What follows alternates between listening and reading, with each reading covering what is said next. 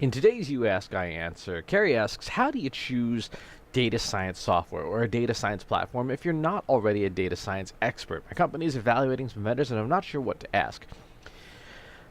By definition, a data science platform should be enabling the process of data science, which in turn means that you should be following, well, science and the scientific method. One of the things I've noticed in the software industry in general, in marketing software, and now in data science, is that there are a lot of companies making what I think are very suspicious claims. Think about the scientific method, right? Let's, in fact, bring that up here. This is the scientific method. You start with a question that you want to answer. You define your variables, then you predict and you make a hypothesis. And if you're doing it well, there's probably a null hypothesis as well as a regular hypothesis. Then you do your testing.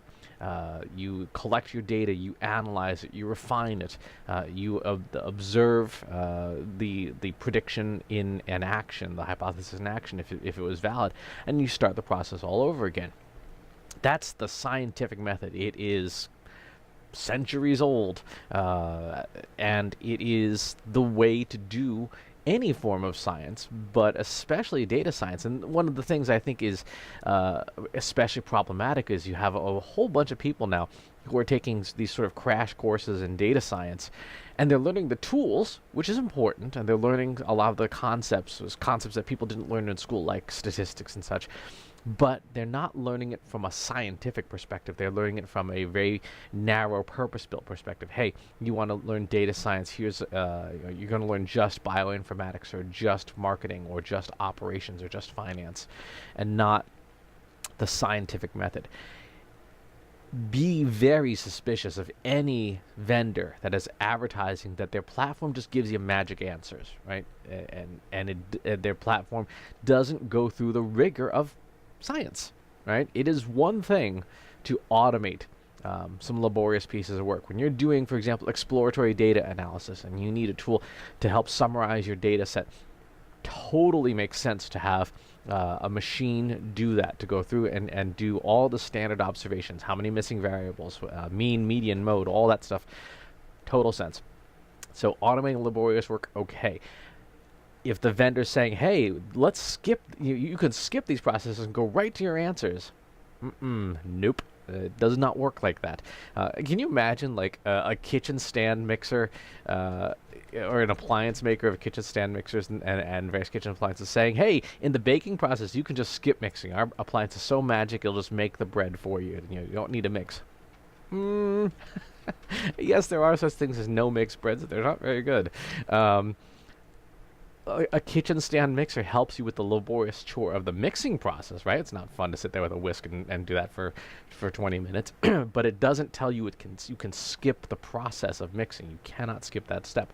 In the scientific method, you have to do each of these steps, and you have to do them in order. You can't start analyzing data if you don't have a hypothesis, and a lot of people do that. A lot of people say, well, I just know that this is the answer, I just need to process the data. That's not data science. That's the opposite of science. That's incuriosity. You've already got a conclusion you want to prove, and now you're trying to back into that conclusion from your data, as opposed to having a question: is this the right answer? I suspect that Twitter engagements lead to conversions. Okay. That's the start of a hypothesis. That's a good question to ask. What data will you need? That's the define step.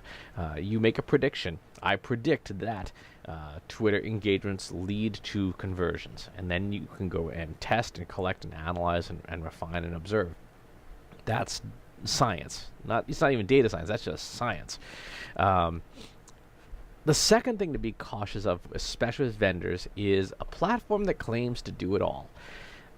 When you think about even just this very simple process here, it is a very, the scientific method is very, very well defined. And every one of these phases, you're doing something different, right? In the red section, you're asking questions, you're thinking about your data. You may do some exploratory data analysis to even help you formulate the question. Exploratory data analysis is a discipline, it's a subset of data science. So You will want to, in that question and define phase, do your EDA with the tools of your choice. But that's going to be very different than the tools you use for test, collection, and analyze, right? It's a similar, you may apply similar statistical means, but it may be a very different approach. If you're doing financial modeling, what you're using for test and collection of data will be very different than just pulling stuff off of the shelf. When you are analyzing your data, you will use very different methods. If you are observing your data in action, you'll use very different methods. Think about it from a marketing perspective. If you are trying to figure out what your brand awareness is, the exploratory that you use may be using things like social media data or search data, but then your testing and your collection data may be using things like market research or surveys. There is, at least in the marketing world, no one tool that does it all. There are tools that, for example, in Google's Analytics suite, there's a ton of different tools in that suite, and you would use different tools as appropriate. If you have a data science product or platform that claims to do it all, the flip side of that is that it's going to be more difficult to implement than a point solution for a particular task, and it is more subject to technical debt, which means that the vendor will have a harder time updating it to do everything than to do the one thing it does really well.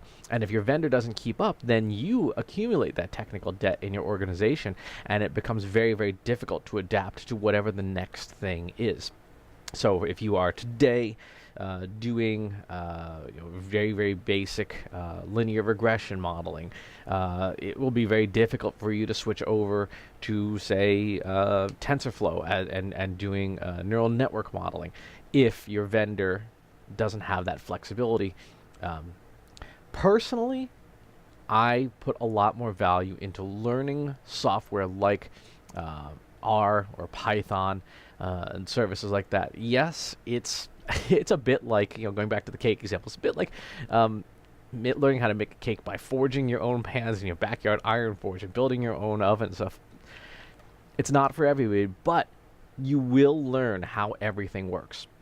You will learn how to iterate, how to update rapidly, how to add new libraries and to increase your knowledge store.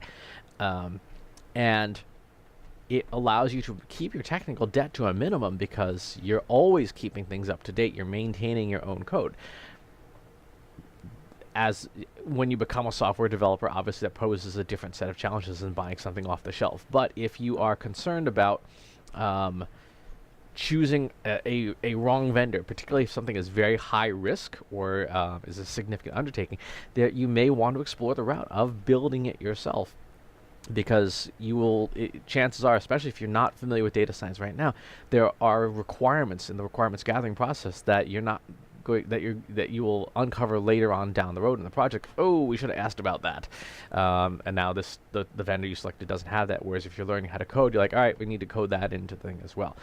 The major cost of these programming languages, of course, is building or hiring the expertise to do that. But that's my personal preference. It is not for everybody, and it by no means is it the right way. It's just a perspective. So learn data science, at least learn the basics, and learn the scientific method, and then evaluate your vendors based on their rigor to the scientific method if you want to know how to get started evaluating vendors. So great question, Kerry. Complicated question. But the answers are in how well a vendor adheres to process. So thanks for asking. As always, please subscribe to the YouTube channel and the newsletter, and I'll talk to you soon. Take care. If you want help with your company's data and analytics, visit braintrustinsights.com today and let us know how we can help you.